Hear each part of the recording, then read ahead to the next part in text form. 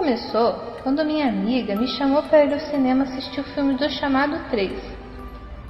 Sempre morri de medo de filmes de terror, mas adorávamos esse tipo de coisa e eu não resistia, mesmo sabendo que ia ficar com insônia e pesadelos nas próximas semanas. Durante a exibição do filme, já senti algo estranho. Esqueci-me de dizer que sou um pouco médium. Na verdade, eu não esqueci, mas é que eu realmente não acredito muito nessas coisas. Ou melhor, não acreditava, porque agora eu tenho minhas dúvidas. Continuando, algo deu errado na nossa sessão e a transmissão do filme não pôde ser concluída. Na cena mais assustadora do filme, senti alguém tocar o meu ombro e ao virar para trás, não havia ninguém sentado. Cutuquei minha amiga, mas ela estava bem compenetrada, até demais. Senti que não era brincadeira dela e fiquei olhando ressabiada para os lados. De repente, a tela deu um clarão. Depois começou a piscar rapidamente enquanto uma imagem distorcida de Samara parecia encarar a audiência. Por fim, ela apontou na nossa direção e ouvimos uma explosão. A tela ficou preta e as pessoas perto de mim começaram a gritar. Segurei bem apertada a mão da minha amiga e ficamos encolhidas no assento. Após uns instantes, no escuro, eles acenderam as luzes. E chegou a lanterninha e nos guiou até a saída, onde recebemos o dinheiro de volta. Aparentemente, a luz do projetor queimou sem motivos. Frustradas, voltamos para casa e tentamos terminar de ver o filme pela internet. Conseguimos uma versão pirata do filme em um site meio suspeito, buscamos pipoca, cobertor e começamos a assistir. O mais estranho é que a cena da Samara apontando pra gente com cara de possuída não estava no filme do Chamado 3. Devíamos ter visto uma versão estendida, deu de ombros minha amiga tentando me acalmar. De repente, minha amiga levantou com o cobertor de lã sobre a cabeça e começou a circular pela casa. Parecia possuída. Falei para ela parar de brincadeiras, mas ela não me respondia.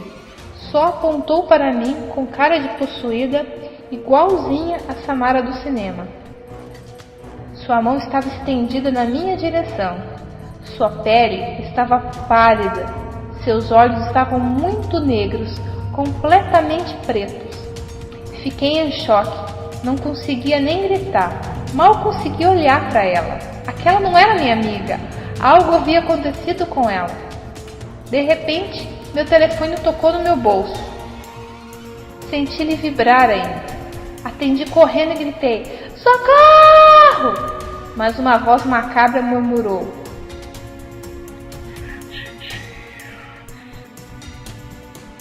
minha amiga caiu no chão desacordada e a porta do quarto começou a bater e abrir sozinha. O mesmo com a janela do quarto, que é de madeira, abria e fechava sem parar. Era uma barulheira infernal. Meu coração ficou em sobressalto. Parte 2. A porta do quarto parou de bater sozinha, o mesmo com a janela do quarto, que permaneceu fechada. Com medo, me abaixei e peguei na mão da minha amiga e ela estava fria, gelada.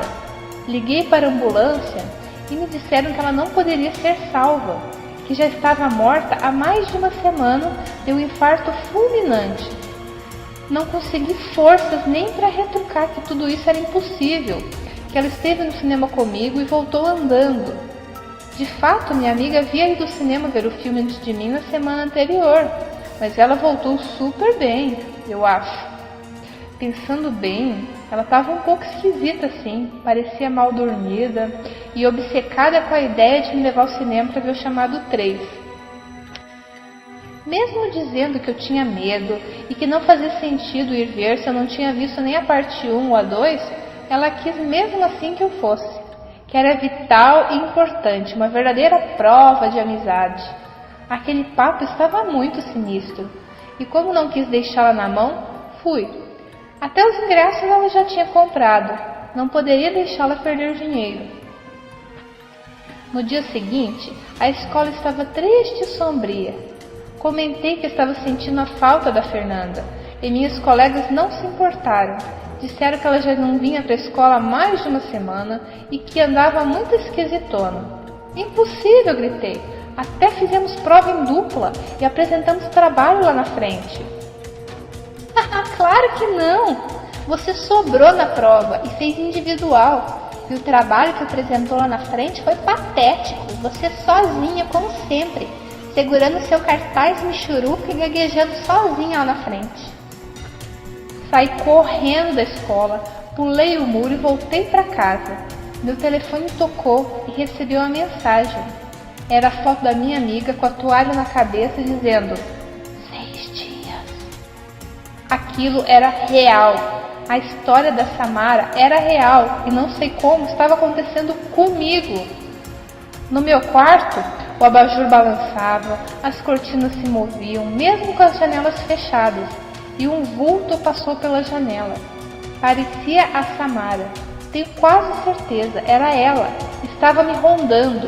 Senti sua presença maligna e fiquei com calafrios. Esvaziei minha mochila escolar, enfiei um cobertor, lanterna, águas e latas de comida e fugi para o mato. Iria me esconder daquele mau presságio sem avisar a ninguém. Não poderia pôr minha família em perigo. Se você está gostando dessa história, não perca a última parte dessa trilogia sobre a Samara. Aproveite e se inscreva no canal para mais novidades. Após encher minha mochila de mantimentos de sobrevivência, eu peguei meu celular, tirei o chip e a bateria e guardei-as dentro do cofre. Depois eu peguei o aparelho celular e escondi embaixo da cama. Obviamente eu não iria levar o telefone comigo. De repente assim, o espírito maligno de Samara não me encontraria. Peguei um ônibus e fui até os limites da cidade. Desci e comecei a andar em direção à floresta. Daí sentei no chão e fiquei lá, contemplando o balançar das árvores. Tudo parecia calmo. Senti-me segura e uma pontada de esperança de que escaparia dessa maldição começou a surgir. De noite, comi umas bolachas com água, me enrolei no cobertor e dormi na grama. Ao amanhecer o dia, senti que um vulto negro me observava, mas ao esfregar os meus olhos, ele desapareceu. Era sonho, disse para mim mesma, tentando me acalmar. Após dias de calmaria, contei 6 riscos no tronco da árvore. Isso significava que estava ali há 6 dias. Logo, poderia voltar para casa e nada de mal aconteceria nunca mais. Eu estava morta de fome já, porque no dia anterior acabaram os mantimentos. Começava a sonhar com a macarronada da minha mãe ou com um bom churrasco que meu pai fazia. Coitados, deviam estar desesperados. Na manhã seguinte, dobrei o cobertor e caminhei até a estrada para pegar o ônibus de volta para casa. Nada de extraordinário acontecia, apesar da constante sensação de estar sendo observada. Também tinha a impressão de ouvir meu nome sendo chamado, mas ao apurar bem o ouvido, via que era imaginação também. Ao chegar em casa, estava tudo vazio. Nem meu pai, nem minha mãe estavam lá. Será que foram trabalhar? Na mesa, escutei uma vibração. Era o celular da minha mãe que ela devia ter esquecido de novo. Atendi e me arrependi profundamente. Era minha foto com a Samara bem atrás de mim, gigante, com os olhos bem arregalados e as mãos bem próximas ao meu pescoço. Fiz a burrada de voltar para casa bem na hora exata que a maldição havia começado, ou seja, quando o telefonema de 7 dias tocou no quarto. Virei para trás e não vi ninguém. Entretanto, comecei a sentir falta de ar. Parecia que algo frio apertava meu pescoço, sufocando-me. Mas não havia nada, não conseguia gritar, nem falar, nem respirar. Caí no chão. Fui acordada por uma mulher desconhecida que dizia ser minha mãe. Eu estava com um cobertor sobre a cabeça enquanto ela me abraçava. Ela era quente demais, mas eu não me mexia, me sentia fraca e pálida e com uma raiva intensa dentro de mim. Senti que precisava tirar esse rancor de dentro de mim de alguma forma. Apontei para o telefone dela, que imediatamente começou a tocar. Só consegui sussurrar 7 dias e caí no chão. Tudo ficou preto.